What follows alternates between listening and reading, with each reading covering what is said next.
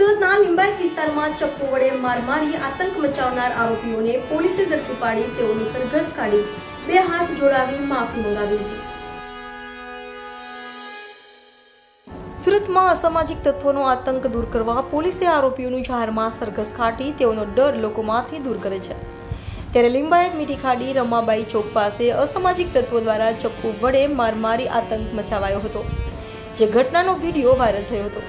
જેના આધારે લિંબાયત પોલીસે 3 આરોપીઓ શાબીર શેખ, ઈશાક શેખ અને નવાઝ ઉર્ફે કેન્સી સૈયદને ઝડપી પાડી તેઓના ડર લોકોમાંથી દૂર કરવા તેઓનું સરઘસ કાઢાયું હતું અને બે હાથ જોડી માફી મંગાવાઈ હતી।